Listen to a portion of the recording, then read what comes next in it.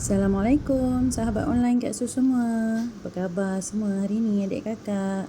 Kak Su doakan awak semua sihat selalu.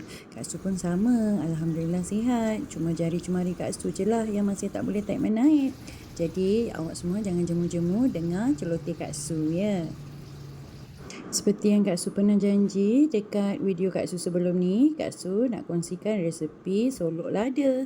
Jadi hari ni Kak Su tunaikan janji Kak Su. Kak Su dah masuk ke semua bahan-bahan dalam food processor untuk dikisar. Untuk bahan-bahan awak semua boleh tengok dekat description box. Kak Su akan tulis semua bahan-bahan yang Kak Su gunakan. Antara bahan yang Kak Su gunakan ialah ikan, kelapa parut, bawang, halia, lada hitam, garam dan gula. Senang je nak buat solok lada ni.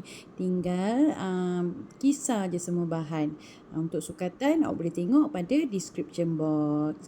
Dah siap kisar semua bahan, bolehlah kita mulakan proses untuk membelah lada solok ni. Ataupun lada hijau muda. Boleh cari kat mana-mana pasar raya. Biasanya ada dijual yang ditulis solok lada ataupun lada hijau muda. Hari ni Kak Su dapat lada solok ni yang besar-besar. Kak Su kalau buat solok lada memang suka cari lada yang besar-besar. Puas hati bila makan. Biasa kalau beli kat pasar malam tu, saiz dia kecil-kecil. Makan pun tak puas hati. Harga dia pun boleh tahan juga. Berbanding kita buat sendiri. Bolehlah beli lada solok yang besar-besar, makan pun puas hati. Betul ke tidak?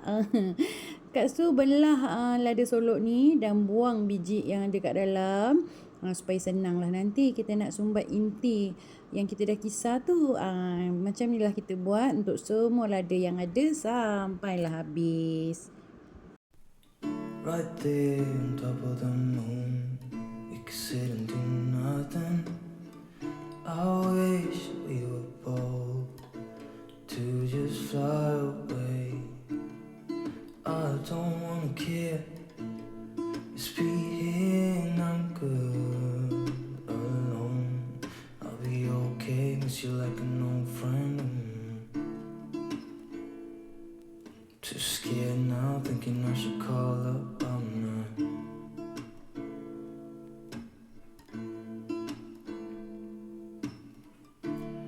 I think it's hard how we always wait another day. How we watch things that kids walk away.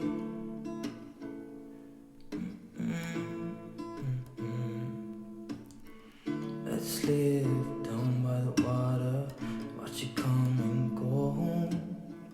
I wish we were bold to like sail away. I just don't wanna care. Can you be here and I'm good alone? I'll be okay, miss you like an old friend. Too scared now, thinking I should call up. Dah pun siap buang semua biji dalam lada kita. Kak Su juga gunakan lada capsicum kuning. Jangan hairan tau. Sedap ke tidak solok lada dalam lada capsicum ni? Memang sedap jawapannya. Kak Su dah pernah cuba. Kan sebelum ni Kak Su guna capsicum yang warna hijau. Hari ni Kak Su ada yang warna kuning. Tapi kalau kat rumah awak ada yang warna merah, kuning, hijau, gunalah semua. Jadilah warna-warni kehidupan macam traffic light tu. Gurau-gurau, okey? Jangan ambil hati. Sambil masak jangan lupa panaskan kukusan.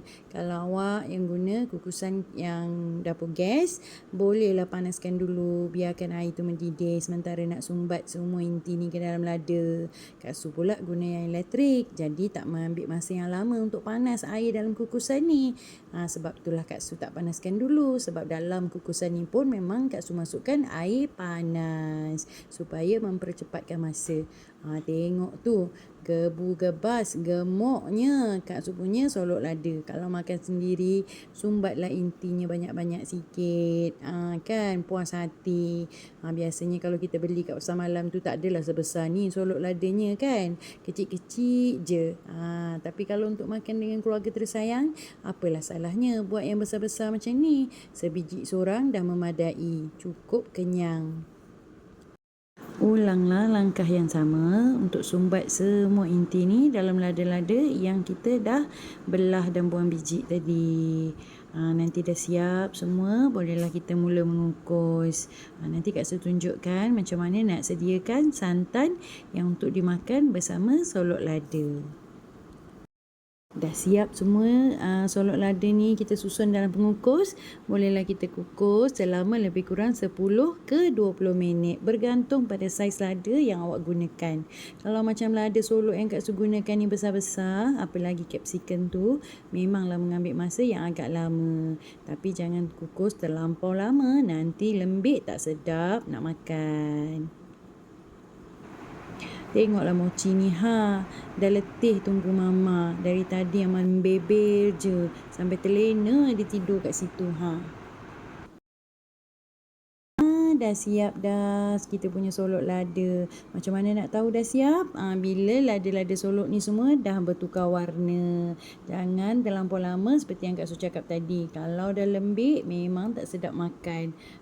Macam ni lah yang kita nak. Belum terlampau lembik dan tidak terlampau keras. Bolehlah kita susun-susun dalam pinggan ni Nanti Kak Su nak sediakan santannya pula. Sekarang Kak Su nak siapkan santan untuk solok lada. Kak Su guna santan kotak saja. Tuang dalam mangkuk. Masukkan secubit garam untuk tambahkan lagi rasa lemak pada santan. Kukuslah selama 4 ke 5 minit. Bila dah siap kukus, bolehlah tuang ke atas solok lada yang kita nak makan. Biasanya Kak Su buat banyak-banyak solok lada ni simpan dalam peti. Bila nak makan, keluarkan 1 ke 2 biji, boleh panaskan dalam microwave. Barulah tuang lagi santan macam yang Kak Su buat sekarang. Memang sedap. Kalau awak semua tertanya-tanya boleh ke makan solok lada tanpa santan ke atas tu? Memang boleh. Cuma dari dulu memang kami makan solok lada bersama santan ke atas macam tu. Barulah rasanya lebih sedap. Kalau awak nak versi sihat, boleh je makan solok lada tu tanpa santan ke atas. Awak buatlah banyak-banyak. Solok lada ni bukan hanya sesuai makan dengan nasi kerabu. Tapi boleh juga makan macam tu sahaja sebagai pengganti nasi. Dah kenyang. Percayalah cakap Kak Su. Nampak tak kawan-kawan? Daripada kelapa inti yang sebiji, Kak Su boleh buat solok lada. Kak Su boleh buat sambal nasi kerabu dan juga inti untuk kuih bom dan kari pap.